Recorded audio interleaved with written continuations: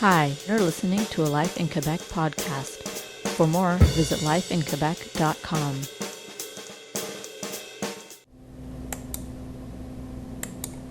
Sorry I'm late, again.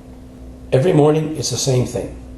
She runs by my house, coat half buttoned, purse dangling and swaying from her left shoulder, and a coffee in her right hand.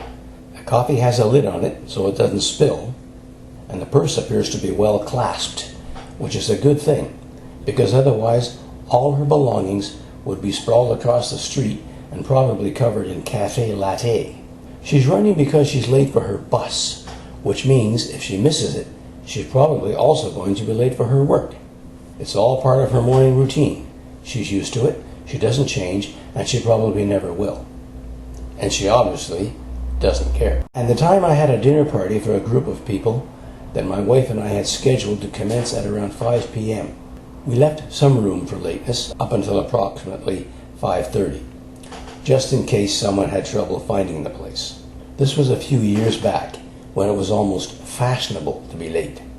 I'm okay with being a little late. A last-minute glitch, which maybe couldn't be avoided, or a weather problem, or maybe some unexpected traffic, etc. A little late is probably acceptable, but of course it depends for what.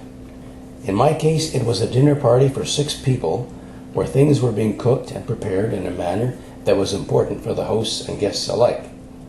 As it turned out, the company finally arrived an hour later, well past my flexible 5:30 late allowance. I got no phone call, no warning, nothing. Of course, the supper was pretty much ruined, and the wine bottles had already been opened, making the whole evening pretty much a disaster, not to mention the mood my wife was in. They arrived late because of one person who already knew where I lived, so finding the place was not an excuse, and nor was the weather. It was just plain disrespectful and unconditionally insulting. Being late for anything is pretty much lame on the part of the guilty individual or individuals. Is it all right to be late for a class, for a meeting, for a bowling match, or for a lecture? Of course not. But some people always are, and they always say they're sorry. But are they really?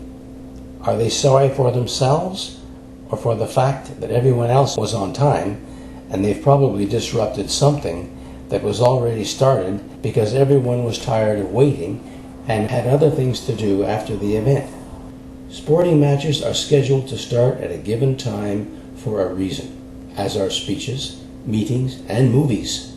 There is no leeway for lateness, but somehow there are those who, because of poor planning or whatever, always manage to arrive late no matter what.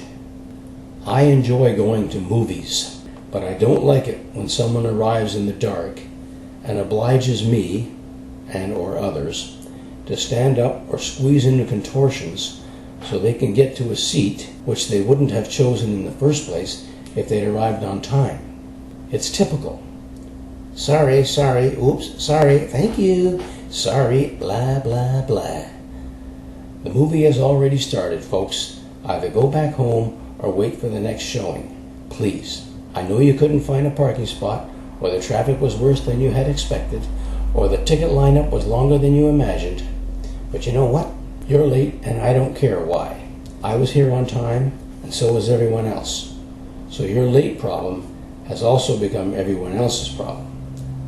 In Wonderland, there was the rabbit whose favorite song was, I'm late for a very important date. And yes, it was part of his character. And I think it's probably the same syndrome that affects all those who are habitually late. With all our new technology, there really is no excuse anymore. Don't be sorry, folks. Just be on time. This is a Life in Quebec podcast.